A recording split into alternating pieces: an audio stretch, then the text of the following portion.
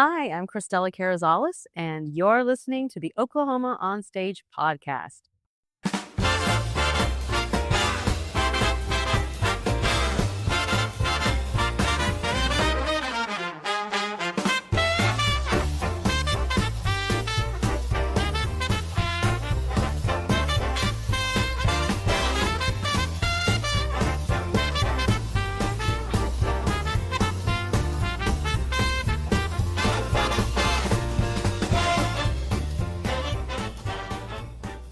Welcome back, everybody, to the Oklahoma On Stage podcast. I'm Tim. I'm your host.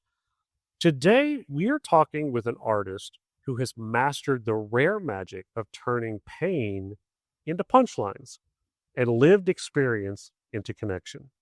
She's an actress, singer, comedian, storyteller, keynote speaker, and facilitator, a creative force whose work spans lyric theater, the Pollard, Southern Plains Productions, Ghost Light Theater Club, and Theater Crude Fringe Festival. She's a former artistic director of Oklahoma City Improv and the founder of the City Cabaret, OKC, and the creator of Begin Again Badge, her autobiographical one-woman show blending comedy, vulnerability, and the messy, beautiful business of rebuilding your life. Whether she's on stage, leading a workshop, or speaking to a room full of people about new beginnings, Cristela brings authenticity, irreverence, and razor-sharp wit. And today, we get to dive into the history behind all of it. Oklahoma On Stage family, please join me in welcoming Cristela Carrizales to the podcast. Welcome. Welcome. Thank you very much. I'm glad to be here. Hopefully I said that right. Yes, Cristela Carrizales. I always worry about how I'm saying It's people's very names. long and ethnic, so I understand. It's not a problem. So this is kind of the best way to do this. We do with everybody's, like I always say, the elephant in the room. Mhm. How did you get started in theater? So my beginning in theater, I actually started singing first. So there is this little picture of me, probably at like 3 years old, standing in front of one of those old 70s like consoles that have like the television and this Wi-Fi and all that. And I am singing into a jump rope and using it as a microphone. Exactly. I have the same picture. Exactly, like you do. And so that's actually music is where I started. And then as the music continued to grow, then I got introduced to theater in the latter part of my elementary, and then in middle school. And then when I got into theater, we finally had a program so that I could go and audition for. So I started doing that and combining that with the singing that I had been doing since, middle school. And then I decided that that was my true love. And I decided I was going to go become a theater major. I had to break the news to my voice teacher, who then cried in one of my voice lessons and said, "You're just throwing away your talent." And I just was like, okay, but it was fun. But that's how I kind of got started in theater, was just around the corner from the art form that I first fell in love with. Nice. Mhm. Before we go any further, I want to give a huge shout out to Sooner Theater, who has graciously opened the doors for us to do this interview today. What a beautiful theater. Thank you to them. So you're originally from Dallas. Mhm. You got a bachelor's in theater from Texas Wesleyan University. Yes. Again, you started out singing, you've done acting. Where did the comedy come into it?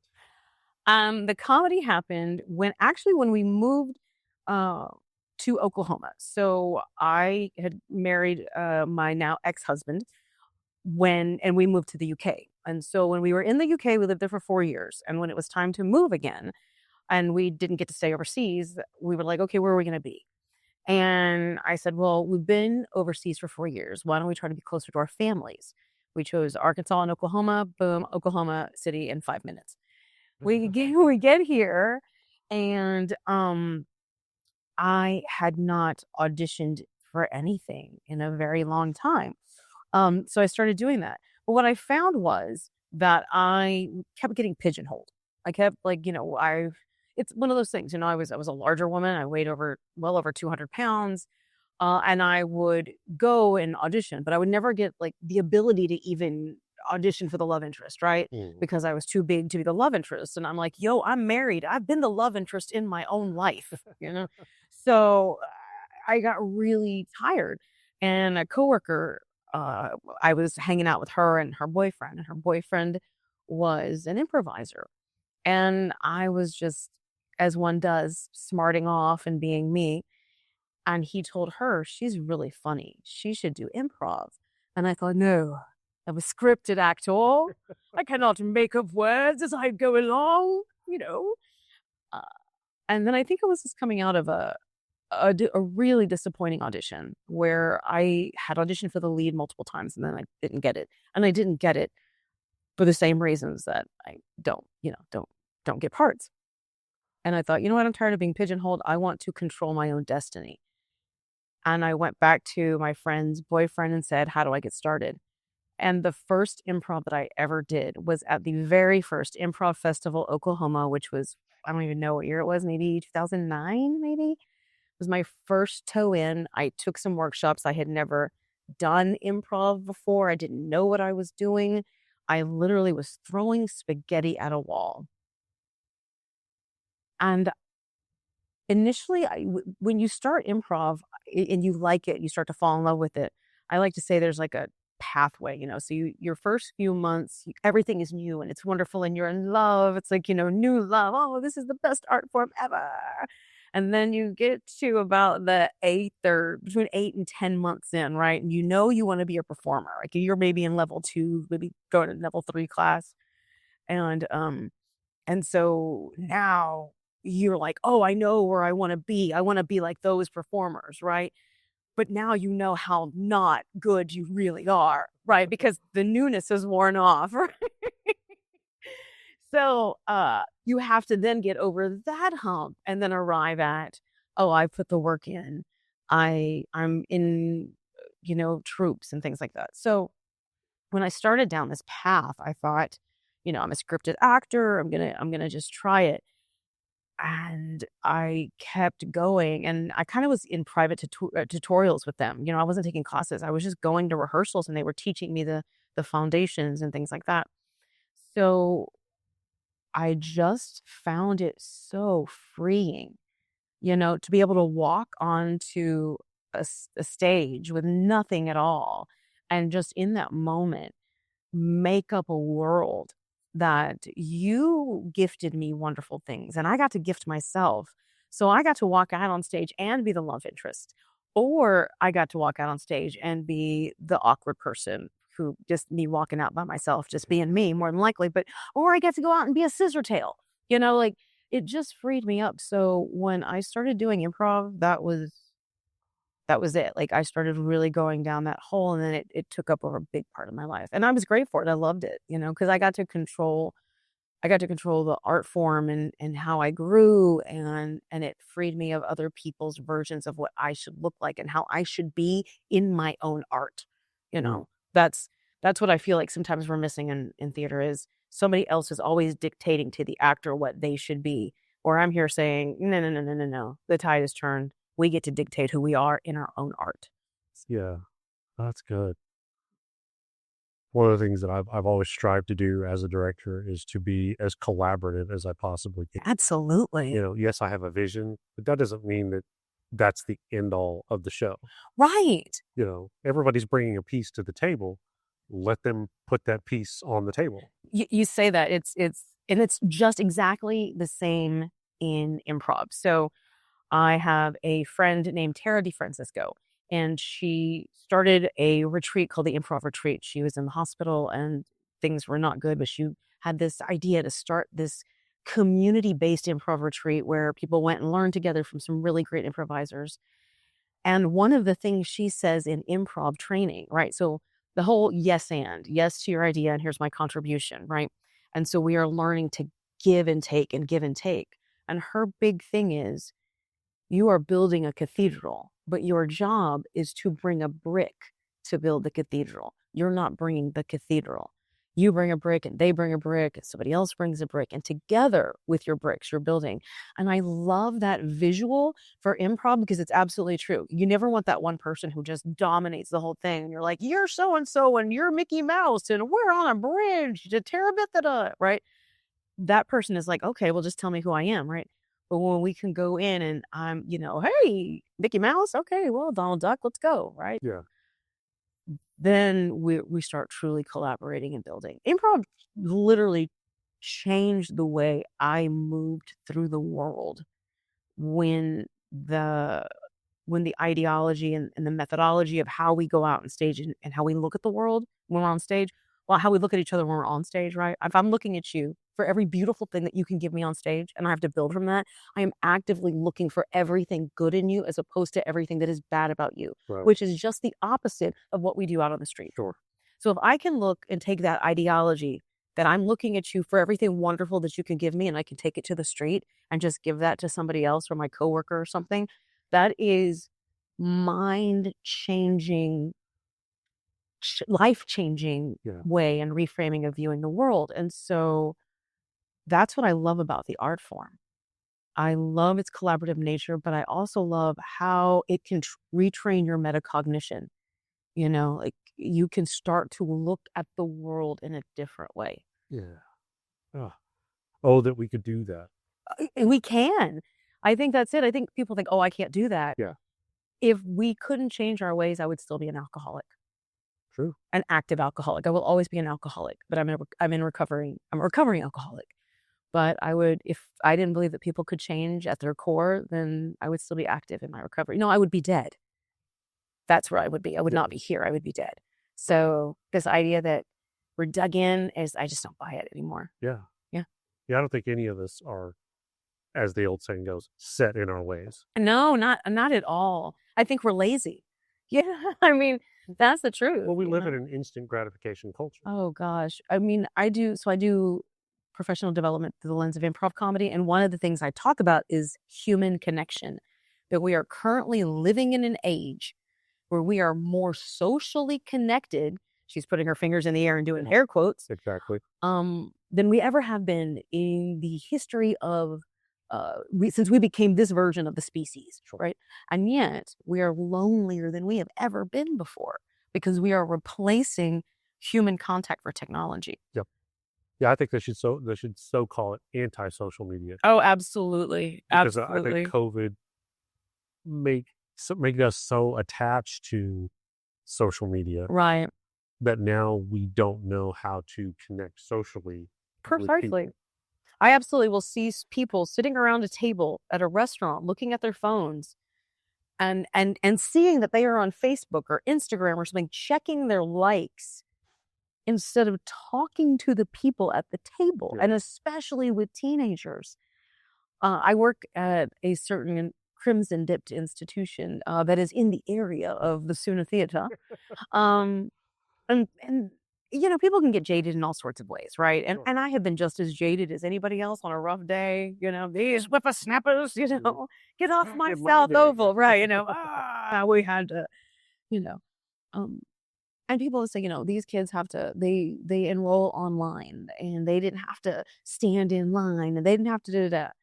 And yeah, you know what? They didn't have to stand in line, but do you not remember what we learned standing in that line? We learned community. We learned empathy. Can you hold my place in line while I go to the restroom? We learned how to pivot on a dime. We learned how to be flexible in a moment. The things we learned from one another standing in the line, if I could undo, I would make all of them stand in the line again because they're learning from each other. I think we have yet to know what the long-term true effects of COVID are. But I think that if we continue down the road that we're headed, that we are just, whatever problems exist, we're going to exacerbate them, And it's really funny because I think working at that institution has kept me very spiritually young, I'm going to say. And I had an intern, wonderful young woman this past spring. And I said, well, I'm trying to get to know her. Like, what are you into? Like, what are the young people doing nowadays? She's What's like, hip? yeah, exactly. Engage me because I'm real old. I told everybody, I finally understand why our grandparents just let the VCR just flash 12 o'clock, It's like, Why mess with it? exactly. Could I learn TikTok? Yes. Do I want to learn TikTok? Meh. So, so I'm saying, what are you into? Like, what's the thing? And she goes, oh my gosh, there's this thing that I really love and I can't wait. I'm going to order it. It's called film photography.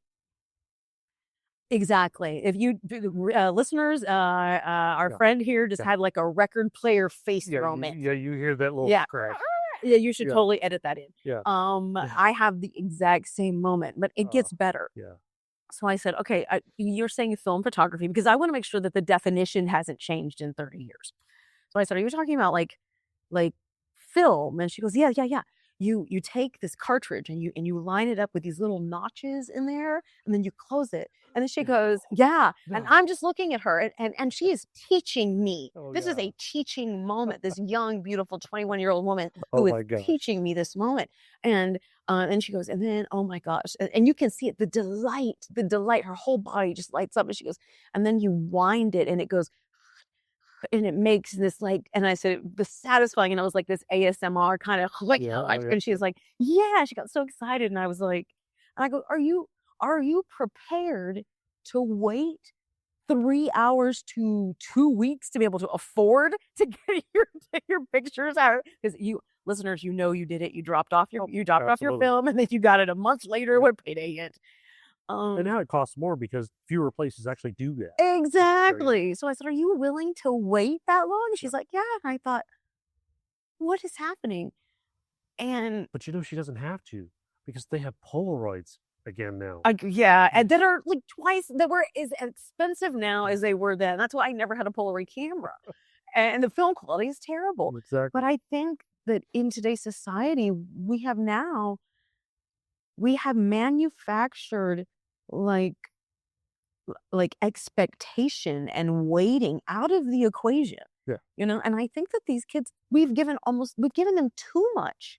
We've given them too much instantaneousness. We have forgotten that we grew up in an analog age.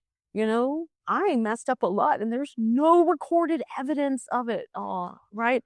Technology is not the solution. Community aided with technology is the solution. Yeah, technology should be a tool. Absolutely. It should not be a replacement. Right. We should be getting AI to synthesize notes and send emails while we go and write poetry and paint and create and do all of the things that we were meant to do as humans. Yes. Oh, that's beautiful. Listen to that, people. That right there will preach, as they say. So, kind of bringing all that back to so much. I just feel like, I'll step down for a minute. Yeah, really. We could go off on that for days. What made you first fall in love with the idea of telling personal stories? So, honestly, probably because of my type. My first true solo show was in 2010 at Ghostlight Theater Club. I wrote a musical or cabaret, I think my second cabaret that I produced, called Short, Round, and Brown, One Woman Plus. And it was a 2-act, one-woman show, but I had people who sang with me. And the premise of the show is that I was singing all musical numbers from shows that I was never, as character from shows that I was never going to get cast in because I was either too short and or too round and or too brown. And then the One Woman Plus was that I had some friends who came and sang with me. So the whole first act was just me living my best life, singing songs, characters that it's never going to happen, right? And I used it off my own life because it was very funny and I wanted to do that. The second act was very autobiographical and it talked about my love story and how I never really thought anybody was going to fall in love with me. And the reason I tell autobiographical stories is because people look at me and go, you can't be the love interest because you're too fat. And I'm like, well, hold on a second, but I'm married. And then somebody goes, oh, you can't play that character. You can't play the principal because you're too brown. And you're like, well, hold on a second. I've taught middle school and I have a college degree and I work at an institution. Oh, no, you have to be this because you look a certain way. And you're like, hold on a second. Hold on. You don't understand me. You have an idea of who I am. No, no, no, no, no. Let me set you straight. So this idea of like telling my story to help you understand not only me, but the people around me. Like I'm a Latina, but I'm a no sabo kid, meaning I didn't grow up speaking Spanish. I'm seventh, eighth, I don't even know how many generations a United States citizen. We didn't cross the border. The border crossed us. My family lived in Mexico and then they lived in Texas. You know what I mean? It was like, that's how it worked. And my culture, my specific Mexican American no sabo is one of the few slices of my culture where I am gate kept from my own culture by Caucasians and by Latinos, right? Caucasians have an idea that if I'm Latina, I'm supposed to be a certain way that measures up to their version of what Latinos and Latinas look like, right? Now, with the Mexicanos or the Latinos, that might be something like, oh, you think you're too good. You think you're one of them. No, I just was here, right? So I'm being gate kept from my own culture, which I'm like, hold on a second. I'm a brown person living in my culture. So this is a brown story. It just doesn't fit your stereotypes on either side.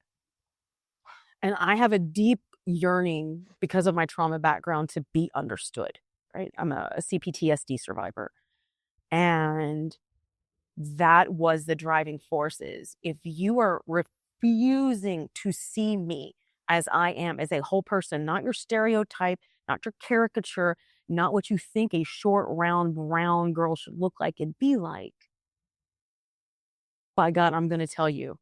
And I'm going to do it by making you laugh, by singing songs to you, because I'm very subversive in how I do things. I'm going to completely disarm you first. Yeah. And then I'm going to bring it home. And that has always kind of been when I've worked through autobiographical stuff is to make sure that you're understanding. And with Begin Again Badge, it went way deeper because that piece for me has elevated beyond just being an autobiographical piece. For me, that piece, where I want it to be, is a conduit for other people's taking the step towards healing. Like that first step catalyst to somebody. That's my goal for the show now. Nice. And thank you for that. So you talked about you went to the UK and then came back, ended up in Oklahoma City. Oklahoma City. The wind does come sleeping down the plane here. It does. Yes. And so all of these different hats that we've talked about you doing part of, how did Oklahoma City become the center of your creative work? And how does it center in your work? If you had told me 20 years ago, so I'm entering my 19th year in Oklahoma, if you had told me 20 years ago, Cristela, you are going to move to Oklahoma City, because mind you, I'm from Texas. So like, I'm from North Texas. So more North Texas, we, kind of figure like, whatever. In fact, when I got the job here, I was asked by my family, well, who are you going to cheer for on Texas OU weekend? And I was like, well, I don't know about you, but my paycheck bleeds crimson. So Boomer Sooner, so if you had told me that, like, you're going to move to Oklahoma City and you are going to experience the most wonderful, beautiful, artistic community, they're going to absorb you. Not only they're going to take you in as one of theirs, they are going to propel you to heights that you did not know that you were capable of achieving on your own. I would have been like, Oklahoma City, right? But this community of artists has to be, in my opinion, one of the most beautiful communities of artists. And the way we interact, the way we give to one another. I'm a big believer that you bloom where you're planted. So I left graduate school. My goal was when I was in my 20s, I was going to graduate school. I was going to move to Chicago. Then I was going to move to New York. I was going to win a Tony, and then I was going to live happily ever after. That was the trajectory. And then I met someone and I left graduate school. And then I didn't do theater for years in the UK. I mean, I couldn't do, you think, oh, you're right there in London. It's not accessible. It's not even what it is here. Like, it's impossible to get in. So I just would watch. When I got to Oklahoma City, I just wanted to be able to do theater again. That was it. And so I remember Ghostlight Theater was my first back on stage. I remember the audition. We were living in an apartment because we hadn't settled. I'd only been here 8 months. And I walked out of my apartment and I turned back and I walked back in. And my ex-husband was like, "What are you doing?" And I was like, "I can't do it." And he goes, "You need to go do this. You need to go. Just go. Just go meet people." And I did. And then I got a call back and then I got cast, like right out of the gate. And the director at that time, with Ghostlight, he was like, I called around to everybody asking who you were, and nobody knew who you were. But you were so good in the audition, I went ahead and rolled the dice because I don't like to work with people I don't know. And then it started happening. Then my next show was the next one. And then boom, boom, boom, it starts to roll. And then you start getting folded into the meringue of this amazing community. And I got people who are like, "You remember Painted Desert?" And I'm like, "Yo, dog, got here in 2007. That predated me." But the beautiful thing is that this community doesn't see me as, oh, infiltrator from 2007. They're looking at me as one of their own. Yeah. And over and over and over, I've seen that this community has done that. So for me, I'm incredibly grateful for Oklahoma City. And I have performed on stage in Chicago. And I have performed on stage in New York City. And I'll tell you something, ladies and gentlemen, the applause sounds exactly the same. The laughter sounds exactly the same. And by God, Oklahoma needs the applause and needs the laughter more than Chicago and New York City right now, because they have other places they can get it. So for me, when I started doing art here and then I started producing and creating, I was like, no, let's elevate the landscape. Let's give these artists an opportunity to bring what they got, because it's phenomenal. And let's see where we can take it and what we can do with it. So yeah, I'm a big bloom where you're planted. My God, Oklahoma City, the ground is so fertile. I could have never gotten the cabaret up in Dallas. I could have never gotten the cabaret up in Chicago, New York. Oklahoma City was hungry for it. And there were people here who were hungry for it. And that made it happen. It didn't happen because I had a ton of money. I started, the City Cabaret OKC started with $200 of my dollars. And me calling up every single one of my talented friends and going, "Yo, dog, I got an idea. You with me?" And everybody said, "Yeah, let's go." And we did. And it was phenomenal. And they took my small idea, because there's a whole story there too. They took my small idea and blew it up. So, I mean, I don't know if you want to hear that part, but that's okay. I'll do it. Okay, cool. So you got involved Oklahoma City.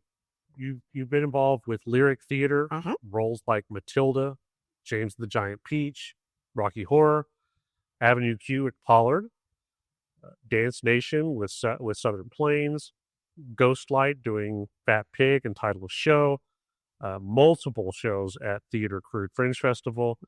You've been the artistic director of OKC Improv, founder of City Cabaret, countless leadership workshops, communication workshops, creativity, vulnerability, all this stuff. I mean, you would think, this is like, no big deal. And everybody knows this person. And, this is like a headliner everywhere she goes.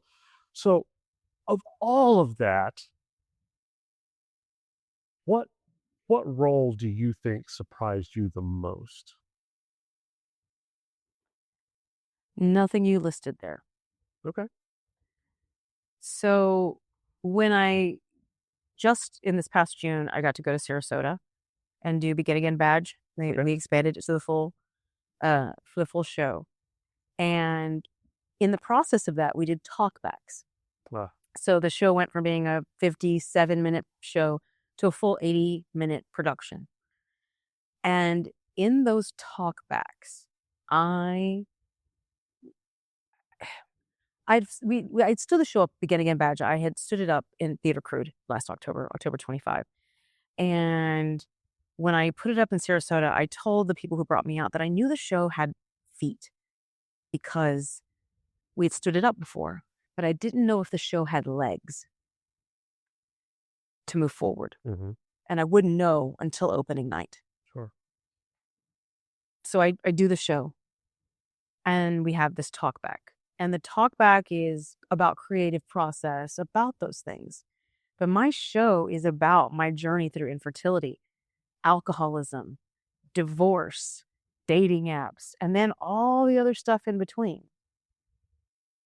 And what ended up happening with the talkbacks inevitably is that people kept asking me things like, how did you know you were brave enough? What do you do when those doors of your memory don't reopen? What? And they kept asking me like these things like how did you handle it? And I kept hearing things like, you should write a book, you should start a podcast, you need a Substack. And I've said every single time I have talked about my alcohol recovery publicly, someone slides into my DMs and they tell me how they're struggling. And so the biggest thing that has surprised me has been how this pain that I've experienced is now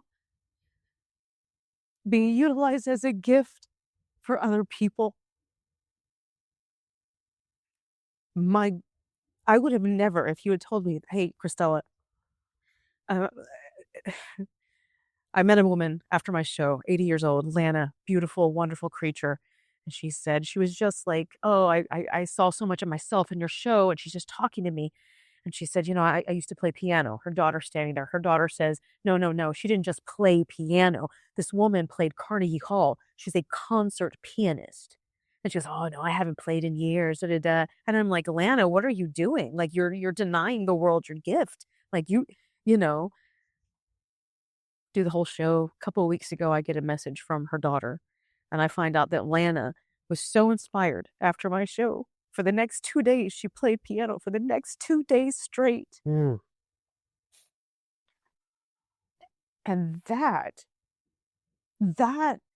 message and that knowledge was as much, if not more, of a gift to me than the applause I heard that night. Absolutely. So this most surprising thing for me in my artistry is how my pain can potentially be the catalyst to someone else's healing journey, not just my own. Yeah. That is both humbling. It is a driving force in me now. The pain has to have a purpose. Sure. It has to go somewhere. Otherwise, it just sits. Yeah. But above all, it has been the greatest gift back to me that I could have ever asked for. And one of the things that keeps me sober and keeps me accountable. Yeah. So yeah, that's the thing that surprises me the most. That's awesome. And I think beyond that, I think it's seeing you where you are now. Yep.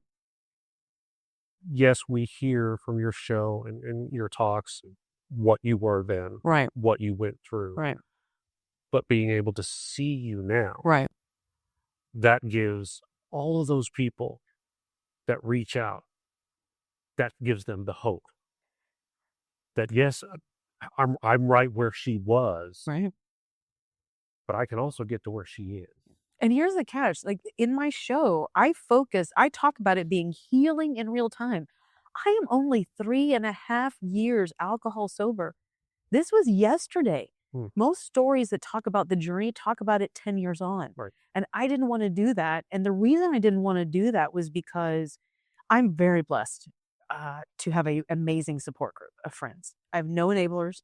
I have people who will have literally jumped in front of a person who was offering me an alcohol drink, being like, she's sober. And I'm very glad for that. But no, I just got a vision of that. And I forgot what I was saying. Oh no, sorry guys. Oh. You gotta edit this out probably. No, it's fine. This is the real Cristela. Damn it. Oh, sorry. I didn't mean to cuss. Oh, that's fine. What was the question? These are the outtakes. I'm sorry, and you are. Yeah, sorry, where am I again? Who am I? So okay, you did. Uh, you decided to take on the running of OKC Improv. Mm-hmm. Improv became very instrumental to you. It did. What was it like to be the one in charge of something like that? I was the second person in charge. So there was a team of 4 people. So Clint and Buck Razzle, who were former improv partners of mine, Marcy Fleming and the late great Eric Webb. Shout outs, pouring out for my brother there. They started the company, and then in 2015, one of the brothers had stepped away. The other one, you could tell that he was, you know, and we were at a breaking point, right? We didn't have a lot of people, weren't coming out. We had lost, we'd moved around theaters, right? And I had been a part of the community. I'd been the original first board member, and then I'd stepped back. And some of the community members came to me and said, "Would you consider becoming the artistic director?" And I thought about it for a long time, and I said yes, that I would do that. And then the artistic director at that time stepped back. We immediately lost the venue we were in. At that time, we had like $7,000 in the bank and like 7 people in the house, and boom, we lose our venue. Right. So now we're in a scramble, right? Where are we going next? What are we doing? Do we have the money to do this? Do we have the numbers to do this, right? And this is the first time. Now I had produced by this point. I'd already done 2 cabarets and I had tons of theater experience. But I had not stepped into a leadership position like this. So this was this was, leadership through a fire hose, right? And so immediately set to like finding a new venue, trying to get numbers up. We ended up at Shakespeare in its old iteration. We spent some time there. Then all of a sudden we started working with George and Teresa Adams over at Paramount. And what really ended up happening when we started really taking off was when we moved into the Paramount on Film Row. We were there for about 3.5 years. And their goal was to do a theater where rotating companies, or stage, so rotating companies would go in and out, right? And we would be one of the rotating companies. So back in that days, we used to do runs like a theater. You might have a 4-week run, and we do Friday, Saturdays. And I had been with them since conception. Like, so I remember those days when we were doing just Saturday nights, and it was the wild, wild west. So we get to the Paramount and we do runs. And then all of a sudden, those other theater companies start falling away. And we start picking up more weekends and more weekends. And we made a concerted effort. So when I took over, Sue Ellen Ryman was already on board. And she's fabulous.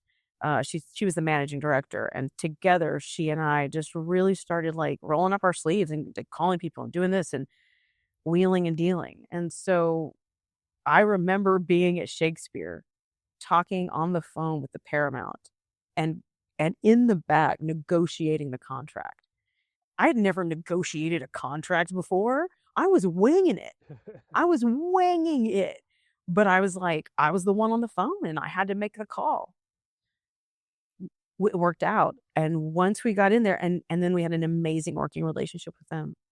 And we got to pick up weekends and pick up weekends and pick up weekends. And then the ball started rolling. We focused on revamping the education system, and then really doubling down on the quality of shows that went up. And as we started doing that, word got out. And so by the time we left the Paramount, we lost the Paramount space to then eventually end up where they are now in OKC Improv. And before I left, I had to leave because of my mental health. My mental health was really bad. We were in the plaza, so to be with them over a 4-year, during this incredible transition period where we were at the brink of closing our doors, to successfully navigating them into the home that they are still in today, is one of my, I'm very proud of that. I'm very proud of the work that the company that we put together, everybody that worked really hard and that got us into that space. But it was an absolute like leadership, learning how to people maneuver. That's one of the biggest things you learn in leadership. It's not even the contracts. It's not what are you going to do. It's how you deal with people. Yep. That was the biggest thing I learned is how to handle people, because some people, and especially if you're a woman, I know, it's shocker, they will walk up to you and they will tell you exactly how they think you should conduct business. And if you don't conduct business the way they say you should be conducting business, that is somehow a failure on your part. And so learning how to be that same cheerleader and also being the person who goes, thank you so much for your input. I will take that into consideration, and then walk away and do whatever I need to. Exactly. You learn. Wow. There you have it. Eh. So we talked just a minute ago and we said we'd get to that. So let's talk a little bit about the City Cabaret. Mhm. You said you had a great group of people come together for this thing, and they took your little idea and just exploded it. Oh, yes. So what happened? Absolutely. This is in 2014, I was almost in another Pollard show in the Heights in 2014 on the final dress. We were supposed to open the next day. I was blinded by stage lights and stepped off of the stage and broke my tibia plateau. Oh my goodness. I then had to not walk for 3 months. I'd have major reconstructive surgery on my knee. You can see we'll take a picture of it. We'll put it on your website. And I couldn't walk for 3 months. This is what they call a life-changing injury. So while I was always a large girl, I had great cardio health. I could dance. I could sing. I could do all of those things. So I would still get cast in the occasional musicals and dance and do all that stuff. But even what I had now, I wasn't going to be able to do that with this injury. The tibia plateau fracture is significant. And I thought, well, great. I love to sing. Like, how am I, how if I'm not going to get in musicals anymore? I was already restricted. If you get 100 librettos and line them up, and with the exception of South Pacific and In the Heights, you can throw a rock and pretty much hit something that I'm not going to be cast as. It's going to happen that way, right? So I'm already limited in that capacity anyway. So now I can't even dance? What? So I thought, well, I've got to find a way to express this creativity that's, reeling up inside me. So I brought on, I brought my friend Corey Millah to my house, and I fed her mashed potatoes and meatloaf and corn. And I said, she's a wonderful musical director. And I said, I've got this vision for this New York City style cabaret experience in Oklahoma City, because I feel like Oklahoma City is like the Midwest, the Southern Midwest Chicago. And, we have so much talent here and I want to showcase it. She was like, I'm on board. Let's do it. So we pick a date. We also went to Shakespeare. We'd already had a relationship with them, with the theater, with OKC Improv. And so I piggybacked on that. And I called some people up. We set a date mid-April. And I called up Renee Anderson and Charlie Minot, Scott Hines, Courtney Krause, Emily Etherton. So I had this cast of people. I'm talking to Corey. I'm thinking in my mind, we're having a keyboard and a microphone. Like, that's it. That's all I've envisioned, right? Is very basic. Yeah. And so we're planning and prepping, and I'm building stuff. It's all the machine. And I tell my friend Corey, and I'm like, hey, so what's going on? This is what's going on in our world. What's going on in your world? And she's like, I am writing the bass line and the drums for the opening number. And I went, what do you mean bass line and drums for the opening number? I was like, hey, I just want to tell you, I got $200 in our account, and I don't know how I'm going to pay a drummer and a bassist. And she goes, oh, don't even worry about that. She's like, these are friends of mine. They love the idea. They want to help grow this idea. And so you're just going to pay them whatever we can afford to pay them. And they're cool with that. And I was like, okay, go ahead on. So now I've gone from a keyboard to a 3-piece. And so kaboom. So we're moving into the theater. And we're loading in, and I'm just expecting people to show up. We're going to unload stuff. And my friend Scott Hines is also a tech person, and he starts unloading risers and lights and gets on ladders. And I'm like, Scott, what are you doing? What is, I didn't, and he's like, I'm setting up for the show. And I was like, Scott, you didn't have to do all this. And he looks me dead in the eye and says, no, if we're doing this all the way. And tears welled up in my eyes. Of course. And the two things I loved about it was that he saw more in my vision than I saw for myself. Mm-hmm. And he said, we. And that is the beautiful thing about this community. Yeah. It was the first show. And I called him and said, Scott, will you do this? I called everybody. And it was we from day one. It was we. Even though it was my idea and Corey's, actually, no, it's my idea. I just roped everybody in and said, I'll feed you pizza and give you bourbon and pay you whatever the door, whatever I cover after cost. I'm not looking to make money. Yeah. And so that's why I say, like, I talk about the community here and the contributions of these beautiful artists. I had my idea for the cabaret was a friggin' senior recital, Yeah. and my friend's vision for the cabaret was, 54 below. Yeah. That's and that's the thing. And so when we open our arms up with our dreams and let people in, that's when it grows. That's the beauty. Well, it goes back to what we were talking about earlier about the collaboration. Exactly. My vision may be limited in the scope of what we bring together. Exactly. And so Exactly. you're only as limited as to what you put the cap on it. Right. And so I love that. I love it. Yeah. So you've done you kicked off your show last year at the Fringe Festival and now taking it across the country. Yeah, one place across the country. It's still across. I still drove across the country. But you've also got into doing facilitation and keynote speaking and stuff like that. How did that come about? So when I started doing improv and I took over as OKC Improv, I started to really see, as I began to take on like the things, as improv began to change my life, alongside my leadership journey of becoming, the artistic director and trying to shape this community, and then of course the cabaret.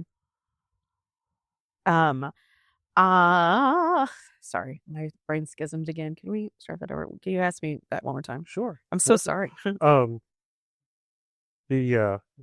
Lost it. So the facilitation. Oh, the facilitation. Thank you. Sorry. Yeah. Okay.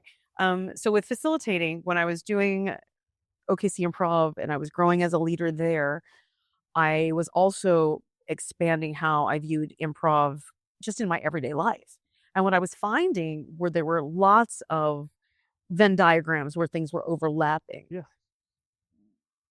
In my private, like professional life, I was getting opportunities to kind of do some like student workshops and things here and there.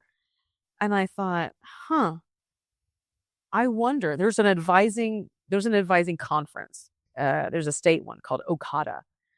And I thought, I wonder if I could, take some of this improv stuff and build something for the world of academic advising and then present it to the advisors and see what happens. So my first workshop was for them. I called it Leadership Through Laughter. And we just talked about basic key components of leadership, stuff that I had been learning like with on-the-job training at OKC Improv and my training experience. And it ended up being this great workshop and everybody loved it. And I thought, well, there's something here. And so I expanded the workshop. I started building new workshops. And over the last 15 years, I've just been doing them sporadically, from anything from connection and listening and being present to actual key components of leadership and those things. Also, I do one called Self-Compassion in a Self-Care World that's based in my recovery process, and finding out what the theory behind that is that if you want to make any true first step that is truly change, lasting change, you first have to ask yourself, like, what is it that you need? And that if we look at self-care versus self-compassion is an idea. And self-care is an industry. And that industry made over $5 billion last year. And an industry that makes that much money has no real incentive of getting you well. True.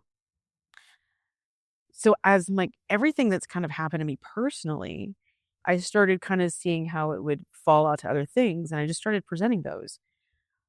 Because of that, I got the opportunity to go and do a keynote this past April with the Oklahoma Women in Higher Education um, conference at their spring conference, and I just celebrated women in education and talked about how important it is what we do. And I mixed improv workshops, and I give context to conceptual ideas. So if a boss says, "I'm very supportive of my employees. They know I have their back," and and I'm like, "Okay, great.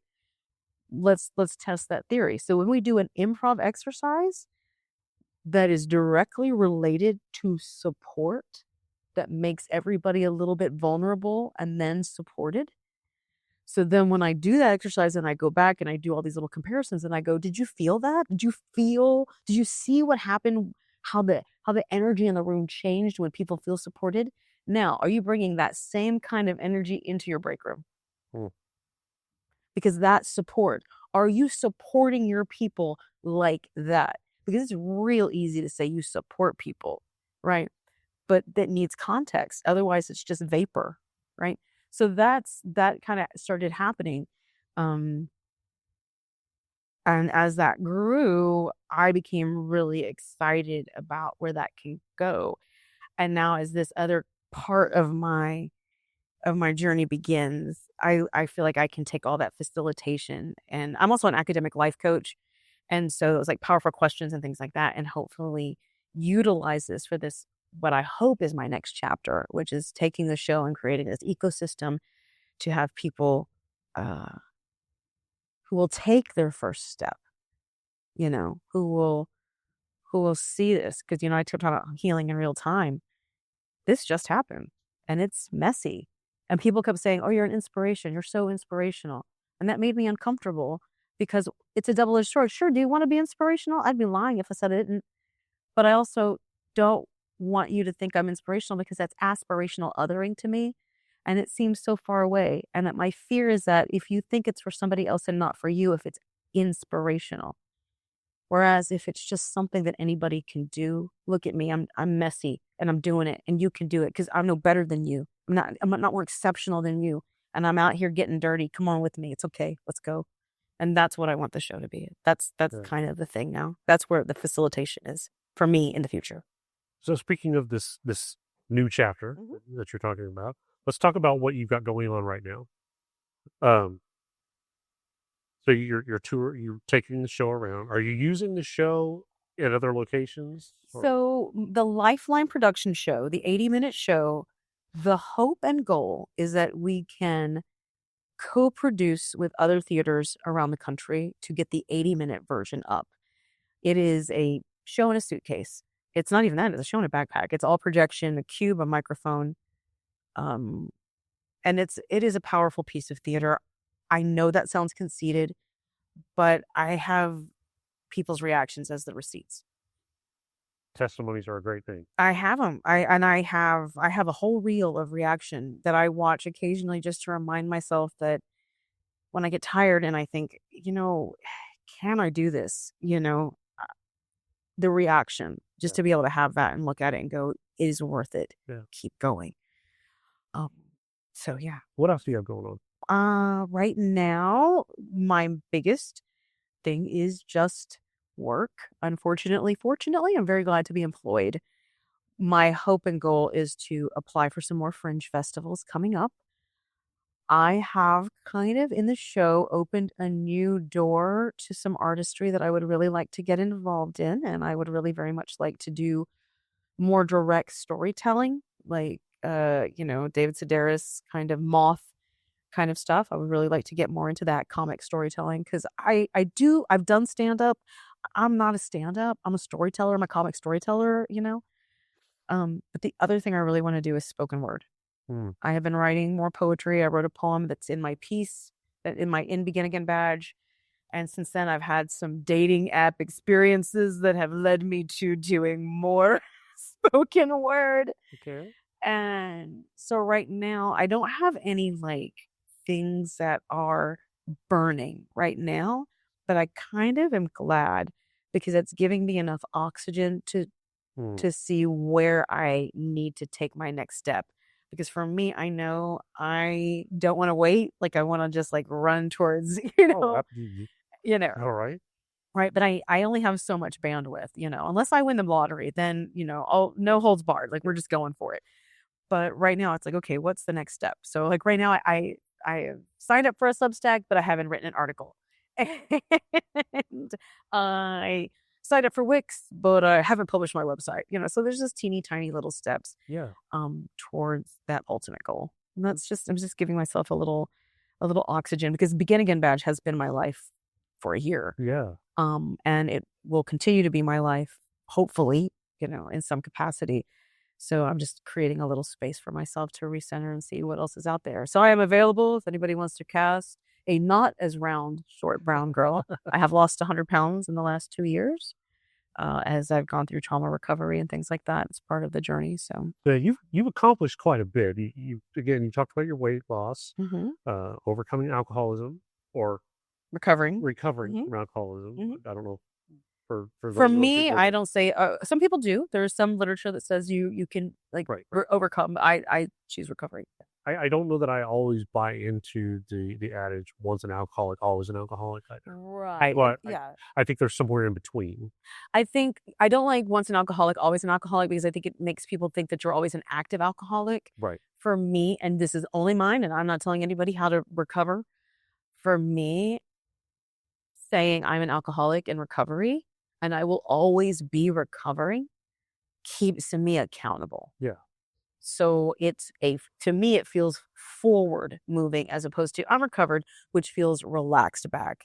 And for me, I've got to be forward. Oh yeah.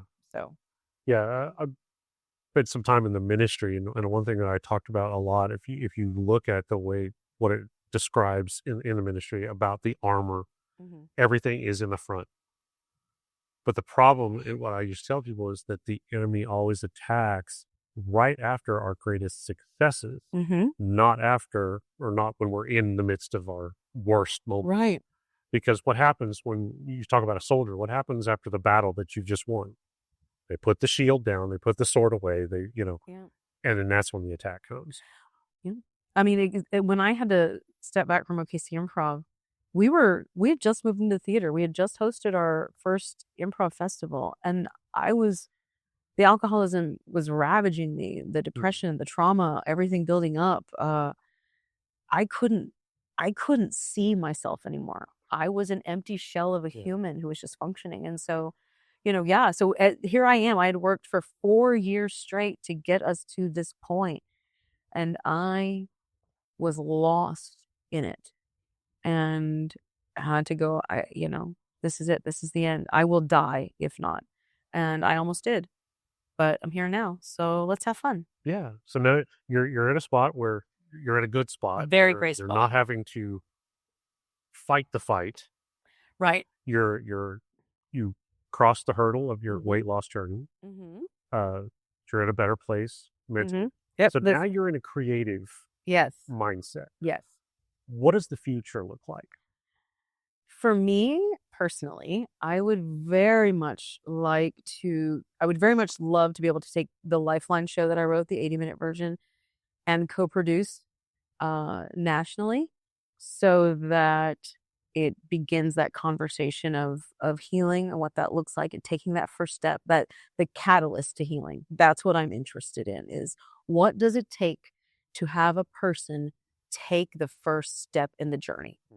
That's where my interest lies. I'm not a therapist. I can't help you further on, right? Right. The only thing I can do is that. So for me, that's a huge goal. I do have some more little creative ideas, like some other like original shows that are not autobiographical. They are autobiographically inspired because the Bible of comedy is truth in comedy, not made up crap in comedy. So literally, I just kind of pull from my life, write it, and put it on stage, and it writes itself. So I've got a couple more ideas for evergreen shows that can be anybody, to do that. So I'm hoping to do that more. I want to write more and do more spoken word. I would love to be in a situation where I can work remotely and then travel and do different things around. So freedom is what my next creative chapter looks like. Artistic freedom to create for myself and for others if I so choose. Oh, that's great. I think I love that. I love that. So as we start to wrap up our time together, one of the things that I like to do, we've hit some tender subjects, we've hit some hard hitting subjects that you carry around with you as your armor, and you use those as great storytelling tools, and that's great. We like to end on a very light note, Love it. a very fun note. Yes. I have what we call our curtain call curveballs. Okay. So these are designed to they're off the wall, maybe about theater, may not, but they're designed to be the first thing off the top of your head. So we're just going to just roll right through this. We can do this speed round, or we can put some thought into it, however you want to do it. But the first thing that pops into your head. Love it. Can you remember what was the first line that you ever remember performing on stage? How many miles do we still have to go on this journey? How many miles until we reach Bethlehem? 4th grade, Colonial Baptist Church, playing Virgin Mary from the back of the house. Wow. And how apropos does it still apply? I mean. Excellent. Okay. What is your favorite go-to comfort snack? Whoo! Mixed nuts. Deluxe mixed nuts. Okay. Yeah. I'm so bougie. Okay. So bougie. Pecans and cashews, sweetie. What's the best costume piece that you've ever worn? Ooh. There are so many good ones, but the first one that really pops up to me was when I was in Rocky. The incredibly talented, amazing, shout out Jeffrey Meeks, who put me in a baby doll costume. It was a light ballerina pink with white polka dots, puff sleeves, thing with a wig, blonde wig, and face makeup. It was the most amazing costume. And the thing, when I spun around and I did the time warp and we had to spin, the whole skirt would go all the way parallel to the floor. It was amazing. It took 30 minutes to get into, but it was amazing. Oh, cool. Okay. If you woke up tomorrow with a seemingly useless superpower, what would it be? My seemingly useless superpower would most likely be able to meal prep in a snap. That would be what I would do. Oh, yeah. Okay. I can feel that one. Yeah. If you could steal any role from someone else's resume, what would you grab? I'm going to go with Donna Murphy in her origination of Fosca, Passion, Sondheim. Yes, yeah. All right. Like it. If theater vanished tomorrow, what job would you choose just for fun? Ooh, what would I choose just for fun?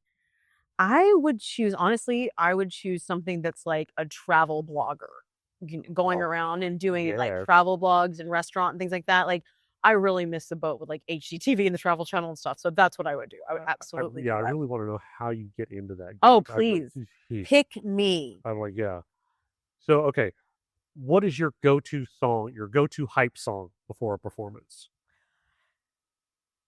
My go-to hype song? Yeah, what do you use to get in the zone? Well, you know what? For this show, for Begin Again Badge, I listened to a couple of songs, but the biggest thing that drives me with this show that really changed something was a song called Options by Cameron Whitcomb. And the chorus is, I can't, but I won't pull that bottle off the shelf. Oh. It helps me cope knowing I could be that version of myself, could disappear for a week, for a month, for a year, wake up at home or in a coffin. It's nice to know I've got options. Oh. And he sings it in a way that feels like recovery. And so that song, I listen to that song and man, it lights me up and pushes me forward. Wow. That's powerful. I like that. So what is the vibe of your current phone wallpaper?